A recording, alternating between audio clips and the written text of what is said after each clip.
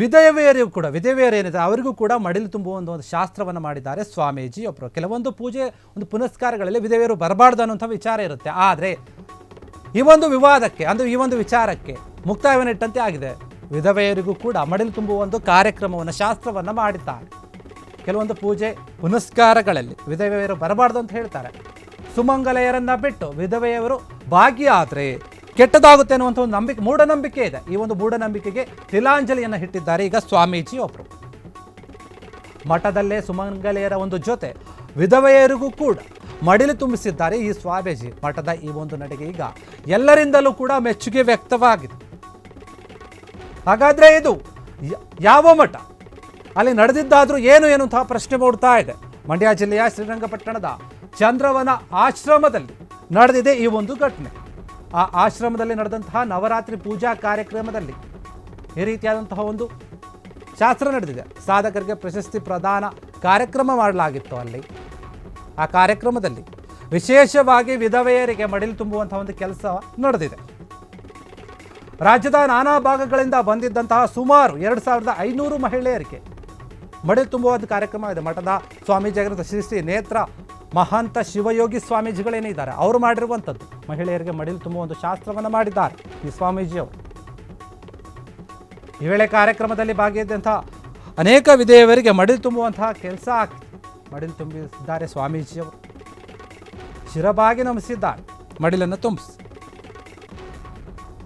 ಇನ್ನು ರಾಜ್ಯದಲ್ಲಿ ಆಚಾರ ವಿಚಾರಗಳನ್ನು ಬದಿಗೊತ್ತಿ ಯಾವುದನ್ನು ತಲೆಕೊಡಿಸು ಈ ರೀತಿಯಾಗಿ ವಿಧವೆಯರಿಗೂ ಕೂಡ ಪ್ರೋತ್ಸಾಹ ನೀಡಿದಂತಹ ಏಕೈಕ ಮಠ ಎಂಬ ಹೆಗ್ಗಳಿಕೆ ಕೂಡ ಪಾತ್ರವಾಗಿದೆ ಈ ಮಠ. ಈಗ ವಿಧವೆಯರಿಗೂ ಕೂಡ ಮಡಿಲು ತುಂಬುವಂತಹ ಶಾಸ್ತ್ರ ನಡೆದಿದೆ ರಾಜ್ಯದ ಸ್ವಾಮೀಜಿ ಅವರೊಬ್ಬರಿಂದ. ಸ್ವಾಮೀಜಿ ಈ ನಡೆಗೆ ಎಲ್ಲರೂ ಕೂಡ ಮೆಚ್ಚುಗೆಯನ್ನು ವ್ಯಕ್ತಪಡಿಸ್ತಾ ಇದ್ದಾರೆ. ಯಾಕಂದರೆ ನೋಡಿ, ನಮ್ಮ ಒಂದು ಸಂಪ್ರದಾಯಗಳಲ್ಲಿ ಗಂಡ ತೀರಿಕೊಂಡ ನಂತರ ವಿಧವೆಯಾದ ಮಹಿಳೆಯರು ಏನಿರ್ತಾರೆ ಅವರು ಶುಭ ಕಾರ್ಯಗಳಿಗೆ ಕೆಲವೊಂದು ಪ್ರದೇಶಗಳಿಗೆ ಬರಬಾರ್ದು ಎನ್ನುವಂತಹ ಒಂದು ನಿಯಮ ಇದೆ. ಇದೆಲ್ಲವೂ ಕೂಡ ಒಂದು ಮೂಢನಂಬಿಕೆ. ಇದನ್ನು ಯಾರೂ ಕೂಡ ಪ್ರೋತ್ಸಾಹ ಮಾಡಬಾರ್ದು ಅನ್ನೋ ರೀತಿಯಲ್ಲಿ ಮಠದ ಸ್ವಾಮೀಜಿಯೊಬ್ಬರು ವಿಧವೆಯರಿಗೂ ಕೂಡ ಈಗ ಮಡಿಲು ತುಂಬುವ ಒಂದು ಕಾರ್ಯಕ್ರಮವನ್ನು ಮಾಡಿದ್ದಾರೆ. ಇದು ಒಂದು ರೀತಿಯಲ್ಲಿ ಒಂದು ದೊಡ್ಡ ಬೆಳವಣಿಗೆ ಅಂತ ಹೇಳ್ಬೋದು, ಪರಿವರ್ತನೆಯ ಒಂದು ಬೆಳವಣಿಗೆ. ಯಾಕಂದರೆ ಜನರು ಏನಿದ್ದಾರೆ ಇಂದಿನ ಕಾಲದಿಂದಲೂ ಕೂಡ ಮೂಢನಂಬಿಕೆಗಳಿಗೆ ದಾಸರಾಗಿದ್ದಾರೆ. ಈಗಲೂ ಕೂಡ ಎಷ್ಟೋ ಕಡೆ ಕೆಲವೊಂದು ಮೂಢನಂಬಿಕೆಗಳು ಆಚರಣೆಗಳು ನಡೀತಾ ಇವೆ. ಅದರಲ್ಲಿ ಈ ಒಂದು ವಿಧವೆಯರು ಬೇರೆ ಒಂದು ಒಳ್ಳೆ ಕಾರ್ಯಕ್ರಮಗಳಿಗೆ ಬರಬಾರ್ದು ಅನ್ನುವಂಥ ಒಂದು ಮಾತೇನಿದೆ, ಅದನ್ನು ಈಗ ಅದು ಸರಿಯಲ್ಲ ಒಪ್ಪಲ್ಲ ಅನ್ನೋ ರೀತಿಯಲ್ಲಿ ಅವ್ರಿಗೂ ಕೂಡ ಮಡಿಲನ್ನು ತುಂಬಿ ಇವರು ಕೂಡ ಎಲ್ಲರ ರೀತಿ ನಾವು ಇವರಿಗೆ ಗೌರವ ಕೊಡಬೇಕು. ಅವರ ಗಂಡ ಇಲ್ಲ ಅಂದ್ರೇನು, ಅವರ ವಿಧೇಯ ಆದರೆ ಏನು, ಅವರಿಗೂ ಕೂಡ ಎಲ್ಲರ ರೀತಿಯಲ್ಲೇ ಗೌರವವನ್ನು ಕೊಡಬೇಕು ಅಂತ ಹೇಳಿ ಸ್ವಾಮೀಜಿಯೊಬ್ಬರು ತೋರಿಸ್ಕೊಟ್ಟಿದ್ದಾರೆ. ಯಾಕಂದರೆ ನೋಡಿ, ಮದುವೆ ಆಗಿ ಗಂಡ ತೀರ್ಕೊಂಡು ಒಂದು ಮಹಿಳೆಯರೇನಿರ್ತಾರೆ ಅವರು ಒಂದು ಒಳ್ಳೊಳ್ಳೆ ಮದುವೆ ಕಾರ್ಯಕ್ರಮ, ಬೇರೆ ಬೇರೆ ಕಾರ್ಯಕ್ರಮಗಳಲ್ಲಿ ಎಲ್ಲರ ಜೊತೆ ಸರಿಯಾದ ರೀತಿಯಲ್ಲಿ ಭಾಗಿಯಾಗೋಕ್ಕಾಗಲ್ಲ. ಎಲ್ಲರೂ ಟೀಕೆ ಮಾಡ್ತಾ ಇರ್ತಾರೆ, ಮಾತಾಡ್ಕೊಳ್ತಿರ್ತಾರೆ. ಅವರವರ ಒಂದು ರಿಲೇಷನ್ನಲ್ಲಿನೇ ಸಾಕಷ್ಟು ಮಾತುಗಳು ಬಂದಿರುತ್ತೆ. ಮತ್ತು ಈ ವಿಧವೆ ವಿಚಾರ, ಮತ್ತು ಇನ್ನೂ ಒಂದು ಕಡೆ ಮದುವೆ ಆದಮೇಲೂ ಮಕ್ಕಳಾಗಿರಲ್ವಲ್ಲ, ಅವರೂ ಕೂಡ ಮಕ್ಕಳನ್ನೇ ಎತ್ಕೊಂಡ್ರೆ ಅವ್ರಿಗೂ ಮಕ್ಕಳು ಇದಾಗುತ್ತೆ, ಏನೋ ಒಂದು ಆಗುತ್ತೆ ಅನ್ನೋಂಥ ಈ ರೀತಿಯಾದಂಥ ಒಂದು ನಂಬಿಕೆಗಳಿದೆ ನಮ್ಮ ಹಿಂದೂ ಒಂದು ಸಂಪ್ರದಾಯಗಳಲ್ಲಿ.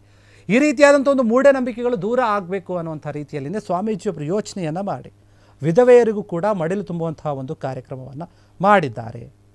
ಹೀಗಾಗಿ ಈ ಒಂದು ಸ್ವಾಮೀಜಿ ಮಾಡಿರುವಂಥ ಒಂದು ಕಾರ್ಯಕ್ರಮಕ್ಕೆ ಎಲ್ಲೆಡೆ ಮೆಚ್ಚುಗೆ ವ್ಯಕ್ತವಾಗ್ತಾ ಇದೆ. ಮಂಡ್ಯ ಜಿಲ್ಲೆಯ ಶ್ರೀರಂಗಪಟ್ಟಣದ ಚಂದ್ರವನ ಆಶ್ರಮದಲ್ಲಿ ನಡೆದಿರುವಂಥದ್ದು ಈ ಒಂದು ಘಟನೆ. ನವರಾತ್ರಿಯ ಒಂದು ಪೂಜಾ ಕಾರ್ಯಕ್ರಮದಲ್ಲಿ ಈ ರೀತಿಯಾದಂಥ ಒಂದು ಶಾಸ್ತ್ರ ನಡೆದಿದೆ. ಸಾಧಕರಿಗೆ ಸನ್ಮಾನ ಪ್ರದಾನ ಮಾಡುವಂತಹ ಒಂದು ಕಾರ್ಯಕ್ರಮ ನಡೀತಾ ಇತ್ತು. ಆ ಕಾರ್ಯಕ್ರಮದಲ್ಲಿ ವಿಶೇಷವಾಗಿ ವಿಧವೆಯರು ಕೂಡ ಪಾಲ್ಗೊಂಡಿದ್ದರು. ಅವರಿಗೂ ಕೂಡ ಮಡಿಲು ತುಂಬುವಂತಹ ಕೆಲಸ ನಡೆದಿದೆ. ರಾಜ್ಯದ ನಾನಾ ಭಾಗಗಳಿಂದ 2500ಕ್ಕೂ ಹೆಚ್ಚಿನ ಒಂದು ಮಹಿಳೆಯರು ಬಂದಿದ್ದರು. ಆ ಸಮಯದಲ್ಲಿ ಮಠದ ಸ್ವಾಮೀಜಿ ಆಗಿರುವಂತಹ ಶ್ರೀ ಶ್ರೀ ತ್ರಿನೇತ್ರ ಮಹಾಂತ ಶಿವಯೋಗಿ ಸ್ವಾಮೀಜಿ ಏನಿದ್ದಾರೆ ಅವರು ಈ ರೀತಿಯಾದಂತಹ ಒಂದು ಶಾಸ್ತ್ರವನ್ನು ಮಾಡಿರುವಂಥದ್ದು. ಮಹಿಳೆಯರಿಗೆ ಮಡಿಲನ್ನು ತುಂಬುವಂಥ ಶಾಸ್ತ್ರ ಮಾಡಿ ಎಲ್ಲರೂ ಕೂಡ ಈಗ ಈ ಸ್ವಾಮೀಜಿಯನ್ನು ಮೆಚ್ಚಿಕೊಳ್ಳುತ್ತಾ ಇದ್ದಾರೆ. ಹೀಗಾಗಿ ಯಾರೂ ಕೂಡ ಇಂತಹ ಒಂದು ವಿಚಾರದ ವಿಧವೆಯರನ್ನು ಪ್ರತ್ಯೇಕವಾಗಿ ನೋಡಬಾರ್ದು. ಸಮಾಜದಲ್ಲಿ ಅವ್ರಿಗೂ ಕೂಡ ಎಲ್ಲ ರೀತಿಯ ಒಂದು ಸ್ಥಾನಮಾನ ಸಿಗಬೇಕು. ಅವರು ಕೂಡ ನಮ್ಮಂತೆ ಬೇರೆ ಮಹಿಳೆಯರಂತೆ ಅವ್ರಿಗೂ ಕೂಡ ಗೌರವವನ್ನು ಕೊಡಿ ಅನ್ನುವಂಥ ರೀತಿಯಲ್ಲಿ ಈ ರೀತಿಯಾದಂಥ ಒಂದು ಕಾರ್ಯಕ್ರಮವನ್ನು ಮಾಡಿರುವಂಥದ್ದು, ಶಾಸ್ತ್ರವನ್ನು ಮಾಡಿರುವಂಥದ್ದು ನಿಜಕ್ಕೂ ಕೂಡ ಸಮಾಜದಲ್ಲಿ ಒಂದು ಬದಲಾವಣೆ ತರುತ್ತೆ. ಮುಂದಿನ ದಿನಗಳಲ್ಲಿ ಎಲ್ಲರೂ ಕೂಡ ಇದನ್ನು ಮೆಚ್ಚಿಕೊಳ್ಳುತ್ತಾರೆ ಎನ್ನುವಂತಹ ಮಾತು. ಕ್ಷಣ ಕ್ಷಣದ ಸುದ್ದಿಗಳಿಗಾಗಿ ಫ್ರೀಡಂ ಟಿವಿ ಸಬ್ಸ್ಕ್ರೈಬ್ ಮಾಡಿ, ಲೈಕ್ ಮಾಡಿ ಹಾಗೂ ಫಾಲೋ ಮಾಡಿ. ಹೊಸ ಸುದ್ದಿಗಳ ನೋಟಿಫಿಕೇಶನ್ಗಾಗಿ ಬೆಲ್ ಐಕಾನ್ ಮೇಲೆ ಕ್ಲಿಕ್ ಮಾಡಿ.